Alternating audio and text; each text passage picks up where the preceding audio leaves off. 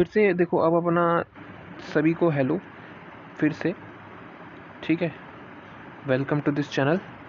और अब अपन चालू करने वाले हैं अपना दूसरा अगला chapter, that is nervous system. Nervous system के अंदर देखो क्या बताना चाहता हूँ मैं। ऐसा बोला जाता है कि कुछ पार्ट नर्वस सिस्टम का वो एलिमिनेट कर दिया गया है, वो हटा दिया गया है। जैसे कि आई और ईयर हो गया, ठीक है। आई और ईयर जैसे चैप्टर NCERT में अब नहीं मिलते। तो एक बात बताना मुझे, क्या ये चीज़ें अभी भी आई और ईयर पूछी जाती हैं क्या?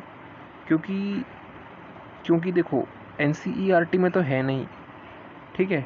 और अपना जो पेपर आता है वो नीट जो रहता है वो NCERT के बेसिस पे रहता है। तो क्या आई और ईयर जैसे चैप्टर आते हैं? इसके बारे में बताना मुझे, ठीक है।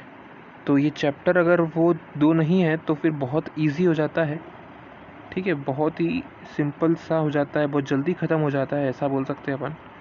दूसरा चीज़ मुझे ये भी बतानी थी कि जिन लोगों को मतलब चैनल पे ऐसा लग रहा है कि थोड़ा सा मैं तेज़ बोलता हूँ या थोड़ा जल्दी जल्दी बोल देता हूँ, तो क्या मुझे स्पीड को थोड़ा सा मैं ट्राई करूँगा कि स्पीड थोड़ी सी मैं स्लो करूँ और थोड़ा रुक रुक के और आराम से पढ़ाऊँ, ठीक है। तो अब अपन शुरू करते हैं इस चैप्टर का नाम, दैट इज़ नर्वस सिस्टम। तो नर्वस सिस्टम में क्या है, यहाँ पर अपने को स्ट्रक्चर और फंक्शनल यूनिट न्यूरॉन के बारे में पढ़ना है। न्यूरॉन का नाम सुनते से तुम्हारे दिमाग में ये डायग्राम आना चाहिए, जहाँ पर एक साइटोन होता है, ठीक है। और ये इस तरह का डेंड्राइट हो जाते हैं उसमें, और एक यहाँ पर एक्सॉन होता है, एक्सॉन के टर्मिनल होते हैं, ठीक है। ये डायग्राम तुम्हारा आना चाहिए दिमाग में जैसे ही कोई बोले न्यूरॉन। समझ में आया? और थोड़ा और क्लियरली बोले तो इस तरह के डायग्राम भी तुम्हारे दिमाग में आ जाने चाहिए फटाफट से, ठीक है। आई बात समझ में? अब ज़रा देखो, अपने अंदर तो नर्वस सिस्टम है, ब्रेन है अपने अंदर, लेकिन इनवर्टिब्रेट्स का क्या होगा? इनवर्टिब्रेट्स में ऐसा कौन सा सिस्टम होता है? क्या न्यूरॉन क्या ब्रेन प्रेजेंट होता है? तो देखो, अपन सबसे पहले देखेंगे अलग अलग ऑर्गेनिज्म में कौन से सिस्टम प्रेजेंट हैं। जैसे लोअर इनवर्टिब्रेट्स की बात करते हैं तो उसके अंदर सिंपल है, दैट इज़ सिंपल बोले तो यहाँ पर अगर आप देखेंगे तो यहाँ पर organisation is very simple in lower invertebrates, ठीक है। और वर्टिब्रेट्स में तो CNS डेवलप हो गया, सेंट्रल नर्वस सिस्टम डेवलप हो गया है, CNS डेवलप हो गया है वर्टिब्रेट्स के अंदर। इन वर्टिब्रेट्स के अंदर अभी भी क्या है, सिंपल है ऑर्गेनाइजेशन। तो देखते हैं हाइड्रा और इंसेक्ट्स के बारे में। हाइड्रा में अपने को याद रखना है नेटवर्क है, पूरे न्यूरॉन का इस तरह से नेटवर्क बना के रखा है कि कोई सा भी अगर सिग्नल आता है तो वो आपस में उस नेटवर्क में फैल जाता है। तो नेटवर्क ऑफ न्यूरॉन यहाँ पर होता है, ठीक है। जैसे कोई सा भी स्टिमुलस आ रहा है बाहर का तो ये दूसरे न्यूरॉन तक पहुँचा देगा, क्योंकि इनका एक नेटवर्क बना हुआ है, ठीक है। ठीक है, नेटवर्क बना हुआ है, ठीक है। इसको ऐसे समझ सकते हो कि अपना जो मोबाइल टावर होता है, ठीक है, मोबाइल टावर होने की वजह से अपने सबके फ़ोन चल पाते हैं। तो ये मोबाइल टावर और अपने फ़ोन के बीच में नेटवर्क चल रहा है, तो इस वजह से सिग्नल आना और सिग्नल सेंड करना बहुत ही ईजी हो गया है। तो वैसे ही हाइड्रा के अंदर होता है, नेटवर्क ऑफ न्यूरॉन होता है, इस वजह से सिग्नल सेंड करना और सिग्नल भेजना या सेंड करना बहुत ईजी हो जाता है। इंसेक्ट्स में क्या होता है? इंसेक्ट्स में ब्रेन होता है, इंसेक्ट्स में ब्रेन होता है। तो कोई भी मतलब मच्छर को देखेगा, इंसेक्ट मतलब पता है ना, कॉकरोच हो गया, मच्छर हो गया, इनको देख के कोई ऐसा नहीं बोलेगा कि इनमें ब्रेन नहीं होता। देखो अपन पढ़ रहे हैं अब कि इसमें ब्रेन होता है। ब्रेन के साथ कुछ नंबर ऑफ गैंग्लिया और न्यूरल टिश्यू भी होते हैं। क्या होते हैं? कुछ न्यूरल टिश्यू होते हैं और कुछ गैंग्लिया भी होता है, ठीक है। Number of ganglia, neural tissue, ये सब होता है। तो इंसेक्ट्स में ब्रेन होता ही है, साथ में number of ganglia and neural tissue होता है। अच्छा, ये जो चीज़ें हैं अपन जो पढ़ रहे हैं, ये NCERT की लाइंस में से उठाया गया है। मुझे जो लगा एकदम सबसे इम्पॉर्टेंट, और मैंने देखा कि जब प्रीवियस ईयर के क्वेश्चन में से सबसे ज़्यादा इम्पॉर्टेंट चीज़ें जो आ रही थी, ठीक है, वो NCERT की कुछ लाइन से बहुत रिपीट हो रही थी, ठीक है। क्या NCERT इसके बाद भी पढ़ना चाहिए?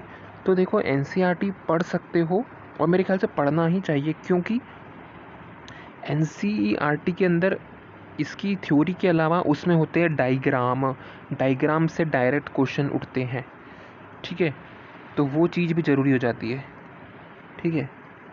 तो ऐसा रहता है। सबसे पहले अपन देख लेते हैं वर्टिब्रेट्स में अपना डेवलप्ड सीएनएस था और इनवर्टिब्रेट्स में सिंपल, ये चीज़ समझ में आ गई। तो लोअर इनवर्टिब्रेट्स के अंदर अपने को हाइड्रा और इंसेक्ट्स याद रखना है। हाइड्रा में अपन ने देखा न्यूरॉन का नेटवर्क प्रेजेंट है, और इंसेक्ट्स के अंदर क्या होता है, ब्रेन होता है along with number of ganglia and neural tissue होता है। अब देखते हैं ह्यूमन नर्वस सिस्टम के अंदर कितने कितने पार्ट्स होते हैं। तो देखो ह्यूमन नर्वस सिस्टम के अंदर मेनली 2 पार्ट होते हैं। अपन नर्वस सिस्टम को 2 पार्ट में डिवाइड करते हैं, एक होता है सेंट्रल नर्वस सिस्टम, एक होता है पेरीफेरल नर्वस सिस्टम। तो एक हो गया सेंट्रल नर्वस सिस्टम, एक हो गया peripheral nervous system. Central nervous system में तुम्हारा ब्रेन आ जाता है, स्पाइनल कॉर्ड आ जाती है, ठीक है। So brain, spinal cord, central nervous system. Peripheral nervous system में क्या होगा, जितनी भी नर्व जो सीएनएस से एसोसिएटेड है, ठीक है, वो सारी की सारी नर्व पेरीफेरल नर्वस सिस्टम में आती है। मतलब nerve associated with central nervous system comes under peripheral nervous system. 2 तरह के फाइबर पूछे जाते हैं पेरीफेरल नर्वस सिस्टम के, 2 तरह के फाइबर बता दो। एक होता है एफरेंट फाइबर, एक होता है इफरेंट फाइबर। कुछ भी रट्टे लगाने की ज़रूरत नहीं है, ठीक है, बहुत सिंपल है। सीएनएस की तरफ आने वाले फाइबर, सीएनएस के तरफ आने वाले, सीएनएस को पहुंचने वाले, ठीक है, उसको बोलते हैं एफरेंट फाइबर। और सीएनएस से दूर जाने वाले, away from the CNS, impulse transmit करने वाले, उनको बोलते हैं इफरेंट फाइबर। तो एफरेंट फाइबर और इफरेंट फाइबर मतलब सिग्नल ट्रांसमिट, इम्पल्स ट्रांसमिट करने वाले to away from the CNS और टू द सीएनएस। सीएनएस की तरफ जाने वाले एफरेंट और सीएनएस से अवे जाने वाले इफरेंट, ई फॉर इफरेंट, ठीक है। अब देखो पेरीफेरल नर्वस सिस्टम में 2 सिस्टम ऑटोमेटिकली आ जाते हैं। कौन कौन से सिस्टम होते हैं ये पेरीफेरल नर्वस सिस्टम में? अच्छा, ये डिवीज़न अलग है। ये अपन ने बताया कि 2 तरह के फाइबर होते हैं पेरीफेरल नर्वस सिस्टम में, क्योंकि यहाँ से नर्व आती है ना, नर्व या तो सिग्नल को लेके आ सकती है या तो सिग्नल को लेके जा सकती है। तो अब अपन पेरीफेरल नर्वस सिस्टम के पार्ट्स देखेंगे। 2 तरह के पार्ट्स होते हैं, एक होता है सोमाटिक नर्वस सिस्टम, एक होता है ऑटोनॉमिक नर्वस सिस्टम। सोमैटिक और ऑटोनॉमिक में डिफरेंस क्या होता है? तो मान लो कि सीएनएस से कोई सिग्नल आ रहा है, सीएनएस से सिग्नल आ रहा है कि तुम्हारे जो घर में है एक बोरी रखी हुई है, गेहूं की बोरी, इसको उठा करके दूसरी जगह रखना है, किचन में जा कर के रखना है। तो इस गेहूं की बोरी को उठाने का सिग्नल तुम्हारे सीएनएस ने किसको दिया? कौन काम करेगा? मसल्स को देगा सिग्नल। मसल्स अल्टीमेटली इस वज़न को उठाएंगी, मसल्स में पावर होती है, वो इस बोरी को उठाएंगी और यहाँ से उठा करके कहाँ रखेंगी? दूसरी जगह रखेंगी, ठीक है, किचन में रखेंगी। तो ये जो चीज़ हुई, इसको किसने कंट्रोल किया? इसको कंट्रोल किया somatic nervous system. Somatic nervous system ही क्यों हुआ? क्योंकि यहाँ पर आता है सीएनएस और स्केलेटल मसल के बीच में जो रिलेशन रहता है, ठीक है। तो मतलब ये signal from CNS to the skeletal muscle involve करती है, ठीक है। सोमाटिक बोल सकते हैं अपन अपने कंट्रोल में। सोमाटिक मतलब अपने कंट्रोल में, अपन चाह रहे हैं इसको उठा के वहाँ रखना, अपन ने कर दिया, उसको उठा के रख दिया, क्योंकि अपने कंट्रोल में था, अपने बस में था। ऑटोनॉमिक नर्वस सिस्टम में क्या हो जाता है कि यहाँ पर होता है सीएनएस और यहाँ होती है इनवॉलेंट्री मसल, ठीक है। यहाँ मसल ग्रुप चेंज हो गया है पूरी तरह से। अपन ने देखा 3 तरह की मसल्स होती हैं, याद करो। सोमैटिक होती है, स्केलेटल होती है, स्मूथ मसल होती है, कार्डियक मसल होती है। इसमें से 2 मसल इनवॉलेंट्री होती है। कौन कौन सी? जल्दी बताओ, फटाफट। अरे फटाफट से दिमाग में चल जाना चाहिए। तुम बोलोगे एक तो स्मूथ मसल इनवॉलेंट्री है, एक कार्डियक मसल इनवॉलेंट्री है। कहाँ कहाँ होती है? कार्डियक नाम से क्लियर है, अपने हार्ट में होती होगी। और स्मूथ मसल कहाँ होती है? स्मूथ मसल होती है अपने जो इंटेस्टाइन वगैरह है, ठीक है, रेस्पिरेटरी ट्रैक है, वहाँ पर स्मूथ मसल हो जाती है। तो इनवॉलेंट्री ऑर्गन और मसल तक सीएनएस का सिग्नल लेकर के जाना और इनवॉलेंट्री मसल का एक्टिविटी करवाना, ये अपने कंट्रोल में होता है क्या? नहीं होता है। स्मूथ मसल पे कोई एक्टिविटी अपने कंट्रोल में नहीं होती है। तो जो अपने कंट्रोल में नहीं है वो उसको क्या बोलेंगे? ऑटोनॉमिक। उसको क्या बोलते हैं? ऑटोनॉमिक। की चीज़ तो क्लियर है। तो ऑटोनॉमिक नर्वस सिस्टम क्या हो गया? सीएनएस से लेकर के इनवॉलेंट्री मसल ऑर्गन तक जा रहा है, उसको बोलते हैं ऑटोनॉमिक नर्वस सिस्टम। 2 तरह से डिवाइड किया है। कौन कौन सा? एक हो सकता है सिंपैथेटिक नर्वस सिस्टम, एक हो सकता है सिंपैथेटिक और एक हो सकता है पैरासिम्पैथेटिक। सिंपैथेटिक और पैरासिम्पैथेटिक से क्या मतलब है, देखो अभी के लिए बता देता हूँ। सिंपैथेटिक नर्वस सिस्टम मतलब हो जाता है, वैसे तो आगे अपन पढ़ेंगे सिंपैथेटिक पैरासिम्पैथेटिक नर्वस सिस्टम क्या हो जाता है, पर अभी के लिए सुन लो। सिंपैथेटिक मतलब होता है इमरजेंसी, सिंपैथेटिक मतलब क्या होता है, इमरजेंसी। ठीक है, तो अब क्या दो ऑप्शन आ जाते हैं। मैंने बोला ना कि एक बोरी उठा करके रखनी थी, तो बोरी उठा करके रखनी थी एक कमरे से दूसरा कमरा, अपनी इच्छा से कर रहे हैं, अपनी ही इच्छा वाली मसल काम करेगी, दैट इज स्केलेटल मसल, और इसको उठा करके दूसरे कमरे में रख देगी, तो उसको बोलते हैं सोमाटिक नर्वस सिस्टम की एक्टिविटी। वही अगर ऑटोनॉमिक नर्वस सिस्टम हुआ तो क्या होगा, अगर ऑटोनॉमिक नर्वस सिस्टम होता है तो यहाँ पर इनवॉलेंट्री मसल होती है, अपने कंट्रोल वाली मसल नहीं। अब वो बोलती है कि तुमको ये काम जल्दी कराना है या तुमको ये काम आराम से कराना, मतलब इमरजेंसी है क्या, इमरजेंसी है क्या, या तुम बोल सकते हो कि नहीं बिल्कुल एकदम रिलैक्सेशन वाली चीज़ें कोई मतलब करा देना, कब कराना है तुम देख लेना अपने हिसाब से। तो ऐसी दो चीज़ें होती है ना अपने पास भी, कि एक तो काम इमरजेंसी में कराना और दूसरा काम अपन बोल सकते हैं थोड़ी देर से ही कराओ, 2-4 दिन बाद कराओ तो भी चल जाएगा। तो उस हिसाब से अपनी बॉडी हैंडल करती है। एक हो सकता है इमरजेंसी वाली चीज़, दैट इज़ सिंपैथेटिक। एक हो सकती है कि थोड़ी देर से कराना है, अभी नहीं कराना, तो पैरासिम्पैथेटिक। समझ में आया? तो सिंपैथेटिक मतलब अभी हाथों हाथ काम कराना है, इमरजेंसी में कराना है। इमरजेंसी मतलब अभी फ्लाइट फाइट छूट जाएगी, अभी कुछ हो जाएगा, तो फटाफट से कराओ, उस मसल को एक्टिवेट करो। और पैरासिम्पैथेटिक क्या बोलता है, थोड़ा देर से भी कराओगे तो चलेगा, लेकिन मैं सिस्टम में हूँ, इसको याद रखना, मेरे के ऊपर भी काम करना है, ये याद रखना। तो इस तरह से याद कर सकते हो। अब विसरल नर्वस सिस्टम की बात करते हैं। विसरल नर्वस सिस्टम दरअसल एक पार्ट होता है पेरिफेरल नर्वस सिस्टम का, पेरिफेरल नर्वस सिस्टम का ही पार्ट होता है। ठीक है, इसमें इसमें क्या क्या आता है, तो ये सिग्नल, तो विसरल मतलब विसरल का अपन ने बोला विसरल नर्वस सिस्टम में, विसरल का क्या मतलब होता है, विसरल मतलब हो गया विसरल ऑर्गन्स। ठीक है, विसरा मतलब कि इंटरनल ऑर्गन्स, तो वहाँ से विसरा से लेकर के सीएनएस के बीच में जो भी सिग्नल्स भेजे जा रहे हैं या फिर लिए जा रहे हैं, ठीक है, मतलब transmission of impulse from the viscera to the CNS and CNS to viscera, this is included in visceral nervous system. ठीक है, इसको किस में इंक्लूड करेंगे, विसरल नर्वस सिस्टम में।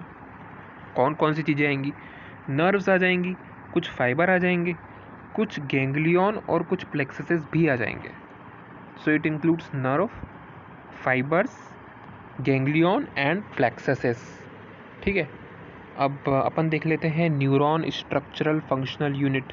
तो मैंने बताया था न्यूरॉन को देखते समय तुम्हारे दिमाग में कौन सा डायग्राम आना चाहिए, ये वाला डायग्राम आना चाहिए, क्योंकि बहुत ज़रूरी है, this is very important diagram. तो इसके अंदर क्या होना चाहिए, इसके अंदर अपने को पता होना चाहिए, एक होता है अपने पास में cyton, that is called a cell body, इससे निकल रहे हैं इसके कुछ अपेंडेजेस, दैट इज़ डेंड्राइट्स। अच्छा, एक ज़रूरी बात बतानी है, पहले अपन ये देख लेते हैं कि इसके कितने पार्ट्स होते हैं। तो एक न्यूरॉन के 3 पार्ट्स होते हैं, सेल बॉडी, डेंड्राइट्स और एक्सॉन। और क्या होता है, एक्सॉन। तो ये 3 पार्ट होते हैं किसी भी न्यूरॉन के।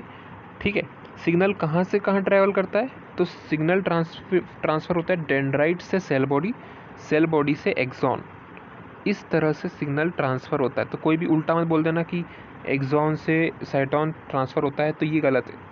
सिग्नल कहाँ से कहाँ ट्रांसफ़र होता है, डेंड्राइट से लेकर के सेल बॉडी, सेल बॉडी से लेकर के एक्सॉन, इस तरह से ट्रांसफ़र होता है, सिग्नल ट्रांसमिशन होता है इस तरह से। अब ज़रूरी बात देखो, एक चीज़ होती है नीजल्स ग्रेनुअल्स। क्या होता है, नीजल्स ग्रेनुअल्स, एनसीईआरटी बोलती है इसे कहाँ होना चाहिए।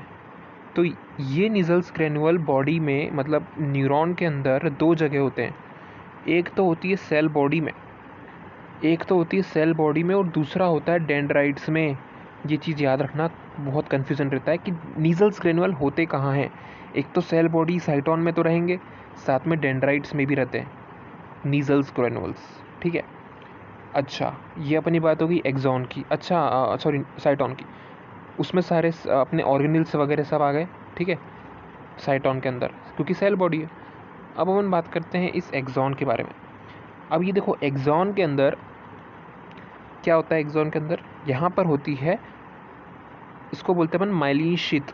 क्या बोलते हैं इसको, माइलिन शीथ। अब ये माइलिन शीथ को फॉर्म कौन करता है, श्वान सेल फॉर्म करता है।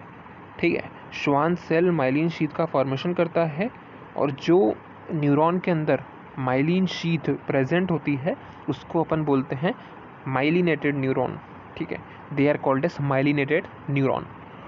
ठीक है, अच्छा, यहाँ पर जहाँ माइलिन शीथ प्रेजेंट नहीं है वहाँ पर आ जाता है नोड ऑफ रेनवियर, उसे बोलते हैं नोड ऑफ रेनवियर, क्योंकि माइलिन शीथ वहाँ पर नहीं है। मान लो माइलिन शीथ यहाँ पर है, ठीक है, ये पूरा अपना एक्सॉन था, माइलिन शीथ यहाँ पर है और यहाँ पर भी है, ठीक है, इस तरह से माइलिन शीथ है, ठीक है। तो इन दोनों की स्पेस जहाँ पर माइलिन शीथ नहीं है, that is called as node of Ranvier, उसको नोड ऑफ रेनवियर बोलते हैं। और अपन ने ये भी देखा कि श्वान सेल रिस्पॉन्सिबल होती है माइलिन शीथ का फॉर्मेशन करने में। अच्छा, माइलिन शीथ कहाँ होती है? एक्सॉन के अराउंड होती है, एक्सॉन को सराउंड करती है, उसके ऊपर की कवरिंग समझ लो, ठीक है। मतलब जैसे एक वो होता है ना, एक तार होता है, तार को एक इंसुलेशन प्रोवाइड करती है, ठीक है, ताकि करंट ना लग जाए, ठीक है।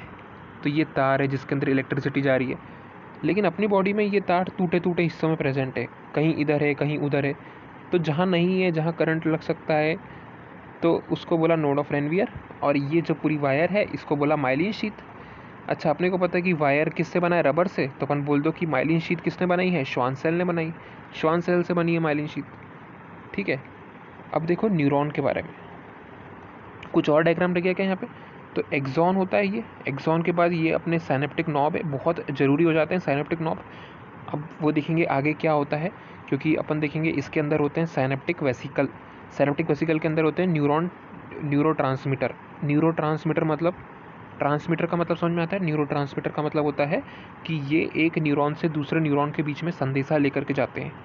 क्या करके जाते हैं? ये एक तरह के कबूतर होते हैं, ये पिजन होते हैं जो एक शहर से, जैसे अपने को पता है कबूतर एक शहर की जानकारी दूसरे शहर, या फिर एक आर्मी की जानकारी दूसरे आर्मी को देता है, ठीक है। एक शहर को दूसरे शहर से कनेक्ट करने का काम कबूतर करते हैं। वैसे न्यूरो ट्रांसमीटर का काम क्या होता है? न्यूरो ट्रांसमीटर होता है जो क्या करते हैं, जो एक न्यूरॉन से दूसरे न्यूरॉन को कनेक्शन प्रोवाइड करते हैं। होता ये है कि ये सब न्यूरो ट्रांसमीटर साइनेप्टिक नॉब के अंदर प्रेजेंट होते हैं। जैसे अपने को पता है कि एक जो कबूतर है वो किस में रहेगा? कबूतर खाने के अंदर, ठीक है। तो जैसे ही कबूतर को मैसेज देना रहेगा, कबूतर खाना खोल देते हैं और सारे कबूतर उड़ जाते हैं। वैसे इस कबूतर खाने का नाम क्या बोला है? Synaptic knob. इस साइनेप्टिक नॉब के अंदर साइनेप्टिक वेसिकल होते हैं, साइनेप्टिक वेसिकल को कबूतर खाना बोला है। साइनेप्टिक नॉब से निकलते हैं साइनेप्टिक वेसिकल, और यहाँ से न्यूरोट्रांसमीटर जा कर के दूसरे न्यूरॉन को सिग्नल सेंड करते हैं कि अब तुझे स्टिमुलेट होना है, अब आगे सिग्नल पहुँचा, ऐसा करके, ठीक है। तो सिग्नल आगे बढ़ता जाता है और जहाँ जिस ऑर्गन पे, जहाँ जिस न्यूरॉन को सिग्नल पहुँचना है वहाँ पर ये पहुँच जाता है। इस तरह से काम करता है। अब न्यूरॉन के मैंने बताया 3 पार्ट, एक होती है सेल बॉडी, ठीक है, एक होती है सेल बॉडी, ठीक है, और एक होता है डेंड्राइट्स, और एक होता है एक्सॉन। सेल बॉडी, डेंड्राइट और एक्सॉन। सेल बॉडी मतलब उसमें क्या होता है? साइटोप्लाज्म होता है और सेल ऑर्गेनेल्स होते हैं, अलॉन्ग विथ सब नीजल्स ग्रेनुअल्स होते हैं, ठीक है। सेल बॉडी को देखते से क्या बोलोगे? इसमें साइटोप्लाज्म है, इसमें सेल ऑर्गेनेल है और नीजल्स ग्रेनुअल्स होंगे। डेंड्राइट्स में भी नीजल्स ग्रेनुअल्स होते हैं। एक्सॉन्स वो लॉन्ग फाइबर है जो डिस्टल एंड, ठीक है, तो लॉन्ग फाइबर, डिस्टल एंड और ब्रांच्ड होते हैं एक्सॉन। तो ये एक लंबा सा फाइबर, लॉन्ग फाइबर। अगर बोले छोटे छोटे फाइबर तो वो डेंड्राइट्स हैं। लॉन्ग फाइबर जो साइटोन से निकल रहा है, सिंगल भी हो सकता है, सिंगल डेंड्राइट मल्टीपल होते हैं, single large fibre, long fibre distal end पर प्रेजेंट है और ये ब्रांच्ड है, ठीक है। ब्रांच्ड है मतलब आगे से अपन देखेंगे, उसको अपन बोलते हैं axon, that is called as axon. लेकिन इसकी कैरेक्टराइजेशन क्या है? Long fibre. डेंड्राइट्स ज़्यादा लंबे होते हैं कि एक्सॉन ज़्यादा लंबे होते हैं? एक्सॉन बहुत लंबा होता है। Axon is a long fibre, dendrite is short fibre, ठीक है। अब ऑन द बेसिस, OTBO मतलब on the basis of number of axon, number of dendrites, कितने एक्सॉन हैं कितने डेंड्राइट्स हैं, उसके बेसिस पर अपन न्यूरॉन को डिवाइड करते हैं। अच्छा, तो न्यूरॉन को कैसे डिवाइड करते हैं? अपने 3 तरह के न्यूरॉन हो सकते हैं। मल्टीपोलर हो सकता है, बाइपोलर हो सकता है, या यूनिपोलर हो सकता है। मल्टीपोलर मतलब क्या होता है? एक से ज़्यादा पोल है। एक से ज़्यादा पोल मतलब क्या हुआ? साइटॉन को समझ लो। साइटॉन से एक एक्सॉन निकल रहा है और 2 या 2 से ज़्यादा डेंड्राइट निकल रहे हैं, तो उससे अपन क्या बोलते हैं? मल्टीपोलर। तो यहाँ एक साइटॉन था, एक एक्सॉन है, और ये जो निकल रहे हैं 2 या 2 से ज़्यादा, मतलब यहाँ 3 निकल रहे हैं, तो it is a multipolar neuron, ठीक है।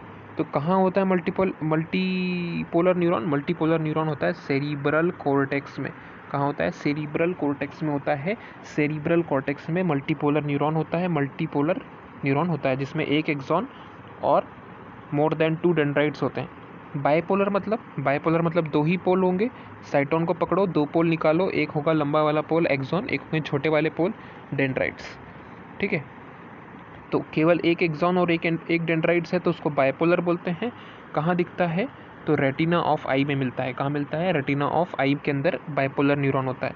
यूनिपोलर कहाँ होता है? यूनिपोलर भी होता है। कहाँ पर होता है? जिसमें एक एक्सॉन होता है, केवल एक ही एक्सॉन है, एक ही पोल है ना, साइटोन के अलावा एक ही पोल है, तो उसको बोलते हैं unipolar. 1 axon present embryonic stage में देखने को मिलता है, अपने नॉर्मल न्यूरॉन में देखने को नहीं मिलता है। कहाँ देखने को मिलता है? एम्ब्रियोनिक स्टेज में देखने को मिलेगा, एम्ब्रियो में देखने को मिलेगा। तो अपन ने देखे 3 तरह के neuron, multipolar, bipolar, unipolar. Multipolar में अपन ने देखा एक से अधिक पोल हो रहे हैं। क्यों हो रहा है? क्योंकि एक एक्सॉन और डेंड्राइट्स का नंबर बढ़ा है यहाँ पे, 2 या 2 से ज़्यादा डेंड्राइट्स। बाइपोलर मतलब क्या हुआ? 2 पोल हैं, एक एक्सॉन और एक ही डेंड्राइट है। यूनिपोलर मतलब केवल एक एक्सॉन है, डेंड्राइट्स है ही नहीं। एग्जाम्पल में देखा अपन ने मल्टीपोलर का एग्जाम्पल सेरिब्रल कॉर्टेक्स, बाइपोलर का example retina of I, unipolar का एग्जाम्पल क्या था? Embryonic stages. ठीक है, अब एक्सॉन की टाइप देखो। एक्सॉन 2 तरह का हो सकता है, मैंने बताया था पहले भी। उसमें एक वायर की तरह एक माइलिन कवरिंग हो सकती है। माइलिन कवरिंग मैंने बताया था तार की तरह होती है। तो अगर जिसमें माइलिनेशन है तो उसको बोलते हैं माइलिनेटेड फाइबर, और जिसमें माइलिनेशन नहीं है उसको बोलते हैं non myelinated fibre. Myelinated fibre कैसे होता है? तो एनवलप विद श्वान सेल।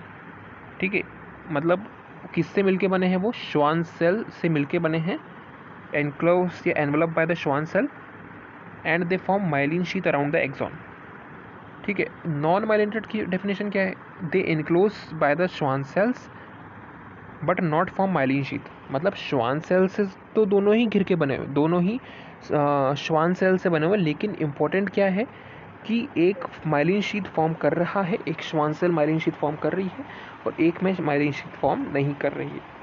तो जिसमें माइलिन शीथ फॉर्म कर रही है उसको अपन ने उसको क्या बोला है? Myelinated neuron. और जिसमें माइलिन शीथ नहीं फॉर्म हो रही उसको बोला नॉन माइलिनेटेड न्यूरॉन। एग्जाम्पल बता दो। तो एग्जाम्पल याद रखना, पूछते हैं नॉन माइलिनेशन न्यूरॉन कहाँ मिलता है? ऑटोनोमिक नर्वस सिस्टम और सोमैटिक नर्वस सिस्टम में मिलता है। ऑटोनोमिक और सोमैटिक नर्वस सिस्टम किसके पार्ट होते हैं? अभी पढ़ा अपन ने, जल्दी बताओ। हाँ, पेरिफेरल नर्वस सिस्टम के पार्ट होते हैं। तो ये दोनों के अंदर क्या मिलता है? नॉन माइलिनेटेड न्यूरॉन, मतलब इसके न्यूरॉन के अंदर कोई माइलिनेशन नहीं होता है। तो क्या श्वान सेल होती है? हाँ, श्वान सेल होती है, लेकिन माइलिनेशन नहीं होता। नोड ऑफ रेनवियर क्या होती है? मैंने बताया, वो गैप जहाँ पर की न्यूरॉन है ना, जहाँ पर माइलिन शीथ नहीं है, उस गैप को क्या बोलते हैं अपन? उसको बोलते हैं अपन नोड ऑफ रेनवियर। अच्छा, अब फिर से बहुत ज़रूरी क्वेश्चन आ गया है, क्योंकि अगर मैं बोलूँ मतलब सबसे कंसेप्ट वाला चैप्टर, सबसे कंसेप्ट वाला टॉपिक, ठीक है, जो कि तुमको पढ़ना है, दैट इज़ ये वाला पार्ट। तो ज़रा अपना पूरा सेंसेस का यूज़ करना और पूरा ध्यान से फोकस करना, क्योंकि ये पार्ट बहुत ज़रूरी है, बहुत ज़्यादा ज़रूरी है। ठीक है, इसको सॉल्व कर लिया तो तुम्हारा बिल्कुल सब क्लियर हो जाएगा कंसेप्ट। ठीक है, फटाफट से देखो, बहुत ज़रूरी, सही में बहुत ज़रूरी है। अब देखो फटाफट से, generation of action potential. Action potential generate कैसे हुआ ये बताओ। तुम बोल रहे हो ट्रांसमिट हो रहा है, ठीक है। एक एग्जांपल भी दिया कि कबूतर रहता है, वो सिग्नल को लेकर के जाता है, तो कबूतर को अपन ने रिलेट कर लिया न्यूरोट्रांसमीटर से। ठीक है, वो कबूतर खाने में है, दैट इज़ साइनेप्टिक वेसिकल में है, तो ठीक है, समझ में आ गया। हमको बताओ एक्शन पोटेंशियल जनरेट कैसे हुआ, बना कैसे, उत्पत्ति कैसे हुई। ठीक है, तो देखो एक्शन पोटेंशियल ऐसे जनरेट होता है कि सबसे पहले अपन बेसिक समझो। बेसिक होता ये है कि अपन सेल की बात करें तो उसके अंदर ना एक आयन बहुत ज़्यादा मात्रा में होता है। उसके अंदर मान लो ये सेल है, एक्सॉन की सेल, इसके अंदर पोटेशियम बहुत ज़्यादा देखा गया। सुनना ज़रा ध्यान से, बड़ी इंपॉर्टेंट चीज़ है। पोटेशियम बहुत ज़्यादा होता है, पोटेशियम बहुत ज़्यादा है। ठीक है, पोटेशियम बहुत ज़्यादा है और नेगेटिव चार्ज भी बहुत ज़्यादा है, नेगेटिवली चार्ज आयन भी बहुत ज़्यादा है। पोटेशियम बहुत ज़्यादा है, नेगेटिव चार्ज ज़्यादा है, लेकिन एक चीज़ कम है, दैट इज़ सोडियम। लेकिन एक चीज़ कम है, सोडियम। तो चीज़ समझ में आए कि नहीं? चीज़ समझ में आए कि नहीं? तो क्या ज़्यादा है? अगर अपन बात करें एक्सॉन के अंदर भारी मात्रा में पोटेशियम और भारी मात्रा में नेगेटिवली चार्ज आयन प्रेजेंट है और बहुत कम सोडियम प्रेजेंट है। समझ में आई कि नहीं? ये है एक्सॉन की सेल, ठीक है। इसके बाहर का माहौल ठीक अपोजिट है। वो कैसे? इसके बाहर पोटेशियम बहुत कम है और सोडियम बहुत ज़्यादा है। पोटेशियम बहुत कम है और सोडियम बहुत ज़्यादा है। अब बताओ, इस चीज़ को पहले तुम समझो, इस चीज़ को याद करो पहले कि क्या देखा अभी अपन ने। एक सेल बनाई, उस सेल के अंदर अपन ने बताया कि पोटेशियम सेल के अंदर ज़्यादा है और सोडियम सेल के अंदर कम है। वहीं सेल के बाहर पोटेशियम कम और सोडियम ज़्यादा है। इस स्टोरी को पहले याद कर लो। ये स्टोरी कंसेप्ट बिल्डिंग है, ठीक है। इसके बाद ही अपन एक्शन पोटेंशियल समझ पाएंगे। इसके बाद तुम्हारे सारे कंसेप्ट क्लियर हो जाएंगे। इस चीज़ को समझो पहले। समझ में आ गया? ठीक है।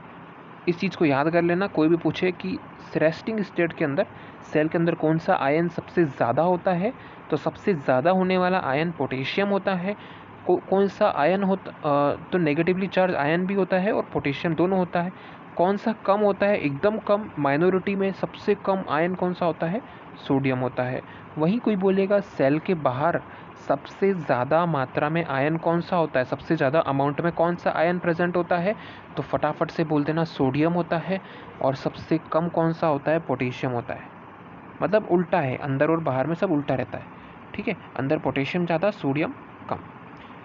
इसको अब देखो, अब अपन क्या होता है यहाँ पर एक चीज़ समझना। दूसरा अपने को समझना है यहाँ पर, ये चीज़ समझ में आई। अपन ने कंसंट्रेशन की बात कर ली। इनसाइड कंसंट्रेशन किसकी ज़्यादा है? एक्सॉन की बात कर रहे थे। एक्सॉन का साइटोप्लाज्म दैट इज एक्सोप्लाज्म, ठीक है। एक्सोप्लाज्म में पोटेशियम ज़्यादा, नेगेटिवली चार्ज आयन ज़्यादा, सोडियम कम, और बाहर में पोटेशियम कम और सोडियम ज़्यादा। अब एक चीज़ होती है परमेबिलिटी। परमेबिलिटी भी किसकी ज़्यादा होती है? पोटेशियम की। पोटेशियम की भी परमेबिलिटी सबसे ज़्यादा होती है और बाकी दोनों की परमेबिलिटी ज़ीरो होती है। नेगेटिवली चार्ज प्रोटीन और सोडियम, इन दोनों की परमेबिलिटी ज़ीरो होती है। केवल पोटेशियम की परमेबिलिटी ज़्यादा होती है। तो परमेबिलिटी की बात की, परमेबिलिटी किसकी ज़्यादा होती है? तो पोटेशियम की परमेबिलिटी ज़्यादा होती है। सेल के अंदर कौन सा आयन सबसे ज़्यादा होता है? पोटेशियम ज़्यादा होता है। सेल के बाहर कौन सा आयन ज़्यादा होता है? सोडियम ज़्यादा होता है। इसके बाद अपन आगे बढ़ रहे हैं। मेरे ख्याल से ये चीज़ क्लियर है। इसके बाद ही अपन आगे बढ़ सकते हैं। सेकेंड पॉइंट इज, अब ज़रा देखो, अब यहाँ पे होता है एक काम that is called as Nokia. मतलब सोडियम तो चले जाता है आउट और पोटेशियम जाता है इन। इसकी ज़बरदस्त ट्रिक है Nokia. N is for sodium, N is for sodium. Second letter है ओ, ओ मतलब हो गया आउटसाइड, बाहर जाएगा सोडियम, आउटसाइड, ठीक है, सोडियम आउटसाइड। अगला है के, के मतलब हो गया पोटेशियम, पोटेशियम के बाद आ रहा है आई। नोकिया के बाद क्या आता है? फोर्थ लेटर आई, आई मतलब इनसाइड, पोटेशियम जाएगा इनसाइड, ठीक है। तो कितना कितना जाएगा ये भी देखो। अपन ने तो बता दिया इस ट्रिक से कि सोडियम आउट है, पोटेशियम इन है, लेकिन कितना आउट है? 3 सोडियम आउट हैं, 2 पोटेशियम इन है। 3 सोडियम बाहर जाते हैं, 3 सोडियम बाहर जाएगा और 2 पोटेशियम अंदर आएगा, ठीक है। 2 पोटेशियम अंदर आएगा। तो इसको बोलते हैं अपन रेस्टिंग स्टेट में ऐसा होता है। तो रेस्टिंग स्टेट में क्या होता है? अंदर की तरफ पोटेशियम ज़्यादा होता है, ठीक है। अंदर की तरफ पोटेशियम ज़्यादा होता है, बाहर की तरफ सोडियम ज़्यादा होता है, ठीक है। बाहर की तरफ सोडियम चार्ज ज़्यादा होता है, अंदर में पोटेशियम ज़्यादा होता है, नेगेटिवली चार्ज आयन ज़्यादा होता है, नेगेटिवली चार्ज आयन ज़्यादा होता है। तो पूरी सेल पे कौन सा चार्ज आ जाएगा? नेगेटिव चार्ज आ जाएगा। और सोडियम अपने साथ कौन सा चार्ज लेके आता है? प्लस चार्ज, ठीक है। तो बाहर प्लस चार्ज ज़्यादा होता है। फिर तीसरी चीज़ देखो, अपन ने क्या बोली? परमेबिलिटी। पोटेशियम की परमेबिलिटी सबसे ज़्यादा होती है, ठीक है। पूरे सेल में सोडियम की रेस्टिंग स्टेट के अंदर सोडियम की परमेबिलिटी ज़ीरो होती है। नेगेटिवली चार्ज प्रोटीन की परमेबिलिटी ज़ीरो होती है, लेकिन पोटेशियम की परमेबिलिटी अच्छी होती है, पोटेशियम की परमेबिलिटी ज़्यादा होती है। फिर अपन ने बोला रेस्टिंग स्टेट में यहाँ पर एक पंप चलता है, सोडियम पोटेशियम पंप, जो कि क्या करवाता है? सोडियम को आउटवर्ड, सोडियम 3 सोडियम बाहर चले जाते हैं और 2 पोटेशियम अंदर चले जाते हैं। अब बताओ ये पूरा पंप समझ में आया कि नहीं आया? यहाँ से 2 पोटेशियम उठ करके अंदर चले गए, ठीक है, और 3 सोडियम जो है वो बाहर आ गए, 3 सोडियम बाहर आ गए। नोकिया वाली ट्रिक से याद कर लिया। परमेबिलिटी भी याद हो गई, कंसंट्रेशन भी याद हो गया। अभी कहानी ख़त्म नहीं हुई, अभी अपन बात करेंगे ये अपन ने बात की रेस्टिंग स्टेट में। अपन ने देखा नेगेटिवली चार्ज प्रोटीन अंदर ज़्यादा होते हैं, तो अंदर कौन सा चार्ज आ जाएगा, अंदर आ जाएगा नेगेटिव चार्ज। तो रेस्टिंग स्टेट में अपने को न्यूरॉन कुछ ऐसा दिखता है जहाँ पर अंदर की तरफ तो नेगेटिव चार्ज आ जाता है और बाहर अपने को पॉजिटिव चार्ज दिखता है। ये देखो किस तरह से चेंज हुआ। तो अगर एग्जाम में डायरेक्ट इस तरह की डायग्राम भी पूछ लेते हैं तो क्या बना करके आना है, दो ही स्टेट पूछेंगे। बताओ रेस्टिंग मेम्ब्रेन पोटेंशियल दिख रहा है या एक्शन पोटेंशियल दिख रहा है। तो अपन बोलेंगे रेस्टिंग मेम्ब्रेन पोटेंशियल दिख रहा है, क्योंकि अपने को पता है रेस्टिंग मेम्ब्रेन पोटेंशियल में अंदर की तरफ नेगेटिव चार्ज आयन और पोटेशियम आयन कंसंट्रेशन सबसे ज़्यादा होता है। ठीक है, तो अपन क्या बोलेंगे, अंदर तो नेगेटिव चार्ज होगा और बाहर कंपेरेटिवली पॉजिटिव आ जाएगा। अब सेकंड बात आती है, ये चीज़ समझ में आई, अपन ने इतनी चीज़ क्लियर कर ली, कंसेप्ट क्लियर हो गया अपने। इसके बाद अपन नेक्स्ट चीज़ पे पढ़ रहे हैं एक्शन पोटेंशियल के बारे में। एक्शन पोटेंशियल के बारे में देखो, परमिएबिलिटी सोडियम की ज़्यादा होती है। ठीक है, तो इस केस में परमिएबिलिटी चेंज हो गई। सबसे पहली बात देखो, एक्शन पोटेंशियल आया, अभी तक क्या चल रहा था, पोटेशियम की परमिएबिलिटी भी ज़्यादा थी, पोटेशियम सेल के अंदर भी ज़्यादा था। ठीक है, और अपन ने ट्रांसपोर्ट कराया था नोकिया से, याद रखा था, sodium out, 3 sodium out and 2 potassium in, ये चीज़ देख ली थी अपन ने। अब अपन ने क्या देख रहे हैं, एक्शन पोटेंशियल आया तो परमिएबिलिटी बदल गई, परमिएबिलिटी सोडियम की ज़्यादा हो गई। मतलब अब क्या होगा, सोडियम का ही मूवमेंट होगा। सोडियम का मूवमेंट कहाँ से लेकर के कहाँ होगा, तो अपने देखा, इसमें ज़्यादा दिमाग नहीं लगाना। सोडियम अपने को पता है बाहर ज़्यादा होता है, तो हायर से लोअर कंसंट्रेशन में आ जाएगा, that is sodium will move inside. अब एक चीज़ समझो, एक्शन पोटेंशियल आया मतलब सोडियम आया। ठीक है, एक्शन पोटेंशियल आया मतलब सोडियम आया। तो कभी कोई बोले एक्शन पोटेंशियल आया, तो अपन बोल देंगे सोडियम आया। आया मतलब सेल के अंदर आया, आया मतलब सेल के अंदर आया। तो ऐसे याद करो, बहुत अच्छा से याद होगा। सोडियम इनसाइड आया, सोडियम एक्शन पोटेंशियल आया, एक्शन पोटेंशियल आया मतलब सेल के अंदर आया। सोडियम अपने साथ कौन सा चार्ज कैरी करता है, पॉजिटिव चार्ज। पोटेशियम के साथ कौन है, नेगेटिवली चार्ज आयन है, तो वो पोटेशियम भी क्या हो गया, उनके साथ रह के नेगेटिव हो गया।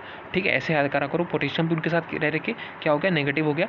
इसलिए क्या हो गया, वो उस पर नेगेटिव चार्ज आया। लेकिन सोडियम जो रहेगा वो कैसा रहेगा, पॉजिटिव रहेगा। तो एक्शन पोटेंशियल आया मतलब सोडियम आया, सोडियम की एंट्री हुई मतलब पॉजिटिव चार्ज की एंट्री हुई। तो पूरा एक्सॉन के अंदर कौन सा चार्ज आ गया, पॉजिटिव। कंपेरेटिवली बाहर कौन सा चार्ज लगाएंगे अपन, नेगेटिव। तो अब देखो, अब यहाँ पे देखो ए से बी में क्या अंतर हुआ। यहाँ पर अंदर दिख रहा है पॉजिटिव चार्ज। पॉजिटिव क्यों आया होगा, पॉजिटिव चार्ज मतलब सोडियम इज़ पॉजिटिव मतलब अंदर है पॉजिटिव चार्ज, और सोडियम अंदर आया, दैट इज़ डीपोलराइजेशन हुआ। एक्शन पोटेंशियल आया, सोडियम अंदर आया, एक्शन पोटेंशियल आया, ये नर्व इम्पल्स आया, मतलब यहाँ पर हुआ है एक्शन पोटेंशियल आया यहाँ पर। ठीक है, इसके बगल वाले न्यूरॉन में अपने को रेस्टिंग स्टेट दिख रही है, क्योंकि अभी भी अंदर पोटेशियम ज़्यादा है, अंदर नेगेटिव चार्ज ज़्यादा है। तो अब पूछते हैं कि कहाँ से कहाँ करंट फ्लो करेगा। तो याद रखना, तुमको थोड़े कंसेप्ट पता होना चाहिए, अभी फिजिक्स के अगर नहीं पता है तो बता देता हूँ। नेगेटिव चार्ज इंडिकेट करता है इलेक्ट्रॉन ज़्यादा है, नेगेटिव चार्ज इंडिकेट करता है इलेक्ट्रॉन ज़्यादा है, क्योंकि इलेक्ट्रॉन पे भी देखो ना कौन सा चार्ज है, नेगेटिव। तो नेगेटिव चार्ज क्या इंडिकेट करेगा कि इसमें इलेक्ट्रॉन बहुत ही ज़्यादा है। पॉजिटिव चार्ज इंडिकेट करता है इलेक्ट्रॉन बहुत कम है, इलेक्ट्रॉन होने जितने चाहिए उससे कम इलेक्ट्रॉन कम है। तो इलेक्ट्रॉन कहाँ से कहाँ कंसंट्रेशन ग्रेडियंट लगा हुआ फटाफट से, हायर टू लोअर कंसंट्रेशन। तो इलेक्ट्रॉन कहाँ जाएंगे, नेगेटिव से पॉजिटिव, इलेक्ट्रॉन कहाँ जाएंगे, नेगेटिव से पॉजिटिव। अब करंट की बात करो, करंट जो रहता है वो इलेक्ट्रॉन के अपोजिट फ्लो करता है। तो अब मुझे बताओ करंट कहाँ से कहाँ फ्लो करेगा, जल्दी बताओ, करंट कहाँ से कहाँ फ्लो करेगा, पॉजिटिव से नेगेटिव फ्लो करेगा कि नहीं, करंट कहाँ से कहाँ फ्लो करेगा, पॉजिटिव से नेगेटिव। तो ये होता है करंट की डायरेक्शन होती है from positive to negative. Electron की डायरेक्शन क्या होती है, नेगेटिव से पॉजिटिव। खुद दिमाग लगाओ ना, इलेक्ट्रॉन ज़्यादा कहाँ होंगे, उसका चार्ज जहाँ ज़्यादा है, चार्ज नेगेटिव होता है, तो नेगेटिव भाई, तो जहाँ नेगेटिव वहाँ इलेक्ट्रॉन ज़्यादा वहाँ से कहाँ जाएगा, पॉजिटिव चार्ज की तरफ। तो नेगेटिव से पॉजिटिव इलेक्ट्रॉन का मूवमेंट होगा, इलेक्ट्रॉन के अपोजिट करंट का मूवमेंट होता है, तो करंट कहाँ जाएगा, प्लस से माइनस की तरफ जाएगा। तो ये चीज़ समझ में आई, पॉज करो नहीं तो दोबारा से देखो मैंने क्या बोला। मैंने ये बोला कि इलेक्ट्रॉन पे नेगेटिव चार्ज होता है, तो इसलिए कोई भी चीज़ अगर नेगेटिव दिख रही है तो वो पॉजिटिव की तरफ जाएगी। कोई भी चीज़ क्या, मेरे ख्याल से इलेक्ट्रॉन जाएगा नेगेटिव से पॉजिटिव की तरफ। अब करंट इलेक्ट्रॉन के अपोजिट फ्लो करता है, तो करंट की डायरेक्शन होगी पॉजिटिव से नेगेटिव की तरफ। इतनी सी बात है। तो अब देखो ज़रा, अपने पास अंदर पॉजिटिव चार्ज है, अंदर यहाँ पॉजिटिव चार्ज है और यहाँ नेगेटिव चार्ज है, यहाँ नेगेटिव चार्ज है और यहाँ पॉजिटिव चार्ज है। अपन ने देखा इलेक्ट्रॉन नेगेटिव से पॉजिटिव मूव करेगा, करंट पॉजिटिव से नेगेटिव मूव करेगा। तो करंट की डायरेक्शन अंदर की तरफ क्या होगी, प्लस से माइनस की तरफ होगी कि नहीं होगी। तो अब एक्शन पोटेंशियल मान लो इस पॉइंट पर आया है, तो इसकी वजह से अंदर कौन सा चार्ज आ गया, प्लस, और बाहर अंदर कौन सा चार्ज आ गया प्लस, और यहाँ पर अभी भी रेस्टिंग स्टेट है, अंदर कौन सा चार्ज चल रहा है माइनस, तो करंट की डायरेक्शन प्लस से माइनस। अब समझ में आया करंट प्रोपोगेट क्यों करता है, प्रोपोगेट क्यों करता है, बेसिक इलेक्ट्रोस्टैटिक के कंसेप्ट पे ध्यान दो। तो इस तरह से करंट की मूवमेंट होती है, करंट की डायरेक्शन क्या होती है, प्लस से माइनस। ऐसा क्यों होता है, क्योंकि इलेक्ट्रॉन अपने को पता है नेगेटिव से पॉजिटिव जाता है, तो करंट कहाँ जाएगा, प्लस से माइनस। एक्शन पोटेंशियल आया मतलब पॉजिटिव चार्ज अंदर आया, अंदर की वैल्यू हो गई पॉजिटिव, अंदर की वैल्यू हो गई पॉजिटिव, पॉजिटिव की कोई भी वैल्यू रहेगी वो नेगेटिव की तरह दौड़ लगाएगी, और यहाँ अपन करंट बता सकते हैं। और रेस्टिंग स्टेट में तो अपन ने देखा पोटेशियम ज़्यादा, नेगेटिव चार्ज आयन कंसंट्रेशन वो भी ज़्यादा, इसलिए अपन ने बोला कि यहाँ वाला नेगेटिव है और वहाँ वाला पॉजिटिव है। आया समझ में।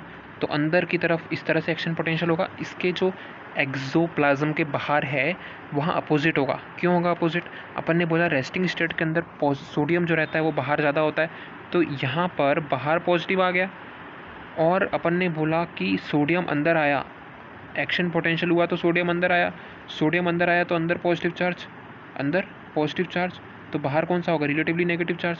अब यहाँ पोलैरिटी चेंज हो गई, तरह ध्यान से देखो, यहाँ पर एक्शन पोटेंशियल की तरफ वाला नेगेटिव है और रेस्टिंग पोटेंशियल वाला पॉजिटिव है, तो करंट मूव करेगा पॉजिटिव से नेगेटिव, मतलब बाहर एक्सोनल मेम्ब्रेन के बाहर, मेम्ब्रेन के बाहर जो रहता है करंट की डायरेक्शन चेंज हो जाती है।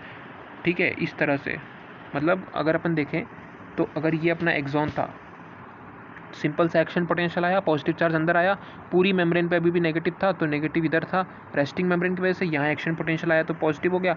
अपने को पता है करंट पॉजिटिव से नेगेटिव फ्लो करेगा अंदर की तरफ, तो ये नॉर्मल चल रहा है। एक्सोप्लाज्म के बाहर यहाँ कंपेरेटिवली पॉजिटिव, यहाँ कंपेरेटिवली नेगेटिव चार्ज, तो यहाँ पर करंट इस डायरेक्शन में मूव करेगा। चलो बात समझ में आई कि नहीं आई। ये था अपना एक्शन पोटेंशियल के बारे में, सबसे इंपॉर्टेंट टॉपिक था ये एक्शन पोटेंशियल का। ठीक है, तो अब अपन देखते हैं, अपन देख लेते हैं अगला, that is called as transmission of impulse.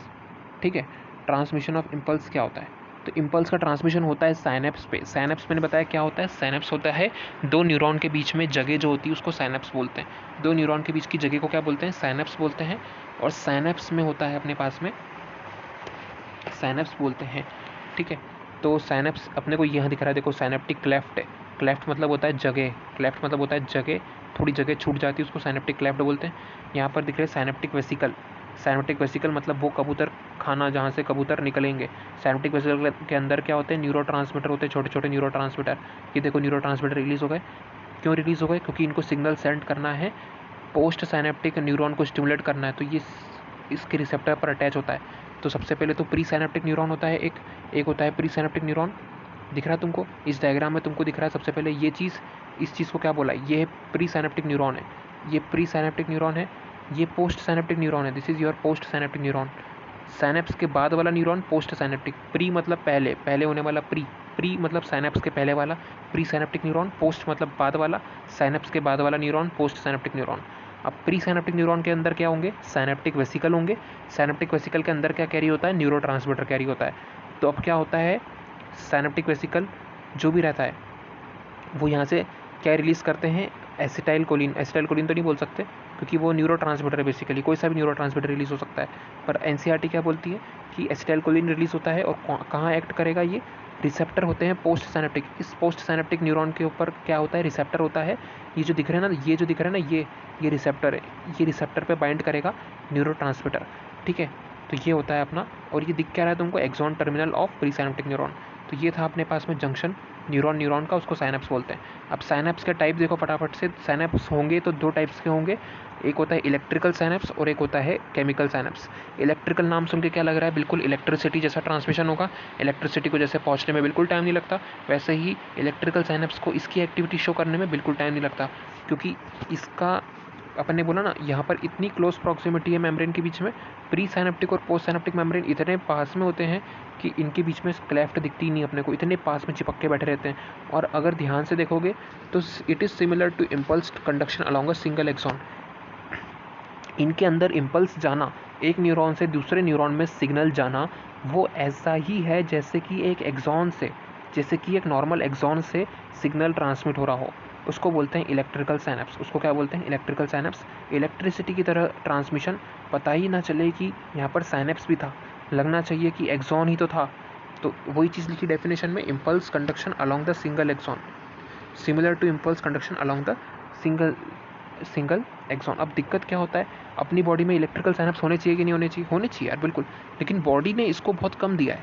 These are very rare, these are very rare, electrical synapse बहुत रेयर होते हैं, ठीक है।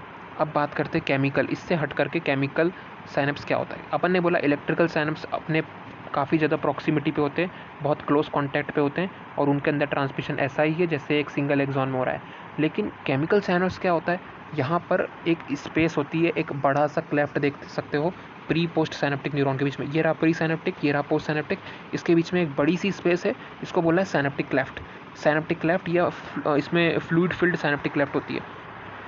अब एक्शन पोटेंशियल जब एक्सॉन टर्मिनल पे आता है, अपन बात कर रहे हैं इस प्री साइनेप्टिक न्यूरॉन की, एक्शन पोटेंशियल जब एक्सॉन टर्मिनल पे आता है तो साइनेप्टिक वेसिकल का मूवमेंट होता है। जैसे ही एक्शन पोटेंशियल आया, साइनेप्टिक वेसिकल का मूवमेंट हुआ और ये प्लाज्मा मेम्ब्रेन से फ्यूज़ करेंगे। प्लाज्मा मेम्ब्रेन मतलब इससे, ये प्लाज्मा मेम्ब्रेन बोला है, इससे जा करके इस तरह से फ्यूज़ करेंगे और इसको और फ्यूज़ करके निकाल देंगे neurotransmitter. They will release the neurotransmitter. तो इससे फ्यूज़ हुए और इसके अंदर क्या निकाल दिए, न्यूरोट्रांसमीटर निकाल दिए। इस तरह से release of neurotransmitter in the synaptic cleft, कहाँ निकाला, इस जगह पर, that is called as synaptic cleft. यहाँ पर सारे न्यूरोट्रांसमीटर निकाल दिए, ठीक है। जैसे एक्शन पोटेंशियल आया वैसे ही इन्होंने क्या किया, साइनेप्टिक वेसिकल का मूवमेंट हुआ प्लाज्मा मेम्ब्रेन की तरफ और इन्होंने क्या निकाल दिया, न्यूरोट्रांसमीटर निकाल दिए इन द साइनेप्टिक क्लेफ्ट। और ये न्यूरोट्रांसमीटर बाइंड करेंगे रिसेप्टर। रिसेप्टर मैंने बताया कहाँ होते हैं, पोस्ट साइनेप्टिक मेम्ब्रेन पर होते हैं। अपन देखने वाले हैं सेंट्रल नर्वस सिस्टम, ठीक है। ये कुछ प्रॉपर्टी होती है सेंट्रल नर्वस सिस्टम की, बहुत इंपॉर्टेंट होती है, ठीक है।